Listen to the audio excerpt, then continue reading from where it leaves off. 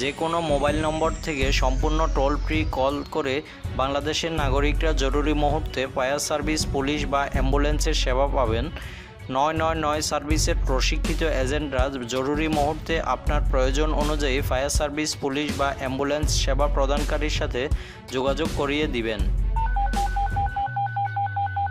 নির্যাতনের শিকার নারী ও শিশু প্রত্যন্ত অঞ্চলসহ দেশের যে কোনো স্থান থেকে উল্লেখিত নম্বরের হেল্পলাইনের মাধ্যমে সংশ্লিষ্ট পরিবার বা অন্যান্য সকল প্রয়োজনীয় তথ্য, পরামর্শ ও দেশের বিরাজমান সেবা ও সহায়তা সম্পর্কে জানতে পারবেন। নারী ও শিশু নির্যাতন প্রতিরোধে, বাল্যবিবাহ বন্ধ, যৌন হয়রানি প্রতিরোধ, নির্যাতনের শিকার নারী ও শিশুকে উদ্ধারের ক্ষেত্রে এই হেল্পলাইন কার্যকরী ভূমিকা পালন করবে। দুর্নীতি ও অনিয়মের তথ্য সরাসরি জানাতে চালু হলো দুর্নীতি দমন কমিশনের হটলাইন 106। বিনা খরচে এবং যে কোনো মোবাইল বা টেলিফোন থেকে এই নম্বরে কল করে দুদককে দুর্নীতির তথ্য, অভিযোগ জানানো যাবে। অফিস চলাকালীন সকাল 9টা থেকে বিকাল 5টা পর্যন্ত এই নম্বরে ফ্রি কল করে দুর্নীতির তথ্য জানানো যাবে। বাংলাদেশ নির্বাচন কমিশন জাতীয় পরিচয়পত্র সংক্রান্ত যাবতীয় সমস্যার সমাধান দিতে হেল্পলাইনের ব্যবস্থা করেছে। এখন থেকে 105 হেল্পলাইনে কল করে এনআইডি সংশোধন, হারানো এবং এনআইডি তোলাসহ সব ধরনের সমাধান পাওয়া যাবে। প্রধানমন্ত্রীর কার্যালয়ের A2I প্রোগ্রাম কর্তৃক একটি কল সেন্টার চালু করা হয়েছে, যার কল রেট 60 পয়সা প্রতি মিনিট। বিভিন্ন সামাজিক সমস্যা, বাল্যবিবাহ, যৌতুক, ইভটিজিং, নারীর নির্যাতন, মাদকদ্রব্য ক্রয় বিক্রয় ও সেবন, জুয়া, সংঘর্ষ, সংঘাত ইত্যাদি প্রতিকারের জন্য অনুরোধ, জরুরি ও দুর্যোগকালীন সাহায্যের জন্য অনুরোধ, রাস্তাঘাট, ব্রিজ, কালভার্ট সংস্কারের জন্য অনুরোধ, এরূপ বিবিধ নাগরিক সেবা প্রাপ্তির বিষয়ে অভিযোগ জানাতে পারবেন। স্বাস্থ্য বাতায়ন গণপ্রজাতন্ত্রী বাংলাদেশ সরকারের একটি স্বাস্থ্য ও পরিবার কল্যাণ মন্ত্রণালয় পরিচালিত একটি সেবা। এই স্বাস্থ্য বাতায়নের হেল্পলাইন 16263। এই কল করে আপনি স্বাস্থ্য সংক্রান্ত যে কোনো বিষয়ে সরাসরি ডাক্তারের পরামর্শ নিতে পারেন। এই হেল্পলাইন দিনরাত 24 ঘন্টা আপনার সেবায় নিয়োজিত। এছাড়া স্বাস্থ্য বাতায়ন থেকে আপনি সরকারি হাসপাতাল, ডাক্তারের তথ্য কিংবা স্বাস্থ্য সেবা বিষয়ক অন্যান্য যে কোনো তথ্য এবং ফোন নাম্বার পেতে পারেন। সরকারি, বেসরকারি স্বাস্থ্যসেবা এবং হাসপাতাল বিষয়ক আপনার যে কোনো অভিযোগ কিংবা পরামর্শ থাকলেও এই নাম্বারে জানাতে পারেন। এই অভিযোগ যথাযথ কর্তৃপক্ষকে জানিয়ে দেওয়া হবে এবং আপনাকেও জানিয়ে দেওয়া হবে আপনার অভিযোগের ব্যাপারে কী ব্যবস্থা নেওয়া হয়েছে। 16263-এ ডায়াল করার পর আপনার স্বাস্থ্য বিষয়ক পরামর্শের জন্য সরাসরি ডাক্তারের সাথে কথা বলতে 0 চাপুন। আপনি যদি আপনার নিকটস্থ সরকারি হাসপাতাল, ডাক্তারের তথ্য কিংবা স্বাস্থ্যসেবা বিষয়ক যে কোনো কিছু জানতে চান তাহলে 1 চাপুন।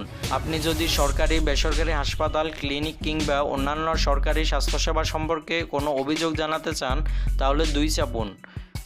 স্বাস্থ্য মন্ত্রণালয়ের স্বাস্থ্য বাতায়ন সেবাটি সম্পর্কে বিস্তারিত জানতে 3 চাপুন। স্বাস্থ্য বাতায়ন সম্পর্কিত যে কোনো পরামর্শ অথবা অভিযোগ জানাতে 4 চাপুন। মনে রাখবেন, স্বাস্থ্য বাতায়ন কোনো বাণিজ্যিক সেবা নয় এবং এটি সবচেয়ে সাশ্রয়ী মূল্যে মোবাইল স্বাস্থ্যসেবা।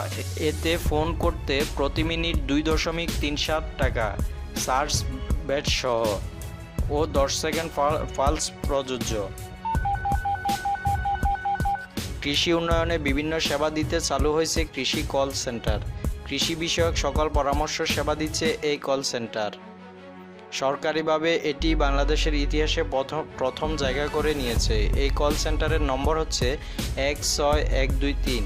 যে কেউ তার মোবাইল বা টেলিফোন নম্বর থেকে 16123 নম্বরে ফোন দিলেই অপর প্রান্ত থেকে জানতে চাওয়া হবে কৃষি, মৎস্য বা প্রাণী কোন বিষয়ে জানতে চাওয়া হচ্ছে। নির্দিষ্ট তথ্যের জন্য নির্দিষ্ট নম্বরে প্রেস করতে হবে। এরপর অপর প্রান্ত থেকে সমস্যার কথা শুনে প্রয়োজনীয় তথ্য সেবা দেওয়া হবে। সকাল 9টা থেকে বিকাল 5টা পর্যন্ত এ সেবা প্রদান করা হয়। নাগরিকদের আইনি সহায়তা দিতে চালু হয়েছে জাতীয় হেল্পলাইন। 16430 নম্বরে ফোন করে যে কোনো নাগরিক বিনামূল্যে আইনি সহায়তা নিতে পারবেন। আপনার ইউনিয়নের সকল তথ্য জানতে কল করুন ইউনিয়ন সহায়তামূলক কল সেন্টার 16256 নম্বরে। BTCL call centre 16420। 16108 মানবাধিকার সহায়ক কল সেন্টার। মানবাধিকার বিঘ্নিত হলে কল করুন এই নম্বরে।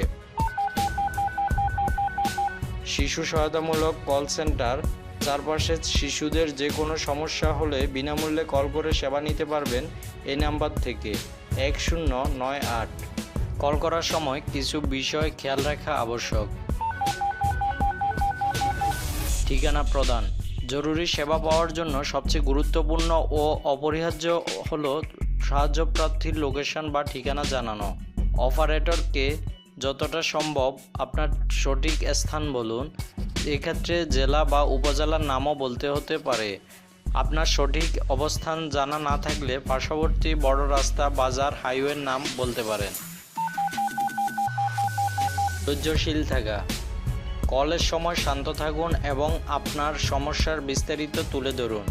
অনেক সময় দেখা যায় নাগরিক তার সমস্যার কথা বলতে গিয়ে ভাবাবেগে আক্রান্ত হয়ে অপ্রয়োজনীয় কথা বলে থাকেন। এমনটা করা উচিত নয়। এর ফলে অপারেটর মূল সমস্যাটা ধরতে ও প্রকৃত সাহায্য করতে অসুবিধা হয়। মনে রাখবেন, আপনি যত শান্ত থাকবেন আপনি তত বিশদভাবে আপনার ঘটনার বর্ণনা দিতে পারবেন এবং অপারেটরও আপনাকে তত ভালোভাবে সেবা প্রদান করতে পারবে। আপনার জরুরি পরিস্থিতি ব্যাখ্যা করুন। জরুরি পরিস্থিতি ব্যাখ্যার সময় কয়েকটি বিষয় সতর্কতার সাথে তথ্য দিন। আপনি নিজে নাকি আপনার কাছের কেউ সমস্যা পড়েছে, কি হলো, আপনার কোন ধরনের জরুরি সেবা প্রয়োজন, অ্যাম্বুলেন্স, পুলিশ নাকি অন্য কোনো সেবা। কেউ যদি আহত হয় পরিস্থিতি পরিষ্কারভাবে বলার চেষ্টা করুন। আহত ব্যক্তির অবস্থা খুবই আশঙ্কাজনক।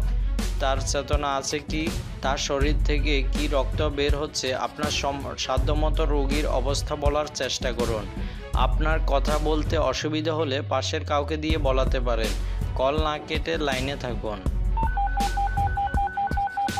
অ্যাম্বুলেন্স সেবা চাইতে এ বিষয়টি মনে রাখুন, 999 সার্ভিসের মাধ্যমে যে অ্যাম্বুলেন্স সেবা প্রদান করা হয় তা বিনামূল্যে নয়। বস্তুত বাংলাদেশের কোনো কর্তৃপক্ষই বিনামূল্যে অ্যাম্বুলেন্স সার্ভিস প্রদান করে না। আর 999 যেভাবে কাজ করে, নাগরিকের প্রয়োজন অনুযায়ী বিভিন্ন অ্যাম্বুলেন্স সার্ভিস প্রদানকারী প্রতিষ্ঠানের সাথে যোগাযোগ করিয়ে দেয়। ফলে অ্যাম্বুলেন্সের ধরন, গন্তব্যস্থল অনুযায়ী ভাড়ার পরিমাণ নির্ধারিত হয়। তাই অ্যাম্বুলেন্সের সেবা চাইতে এই ধরনের তথ্য অপারেটরকে সঠিক তথ্য প্রদান করুন।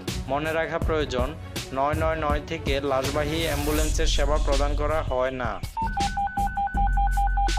ফায়ার সার্ভিসের সেবা চাইতে এই বিষয়টি মনে রাখুন, শুধুমাত্র অগ্নিকাণ্ড নয়, ফায়ার সার্ভিস আরও নানা ধরনের সেবা প্রদান করে থাকে, যেমন সড়ক দুর্ঘটনা, নৌ দুর্ঘটনা, আটকে পড়া মানুষ, পশু পাখি উদ্ধার ইত্যাদি। ফলে এই ধরনের সেবার প্রয়োজন হলে 999-এ ফোন করুন। জরুরি পুলিশি সেবার ক্ষেত্রে 999 অপারেটর আপনাকে নিকটস্থ থানার সাথে যোগাযোগ করিয়ে দিবে। আপনি সেখানে আপনার অভিযোগটি জানাতে পারবেন।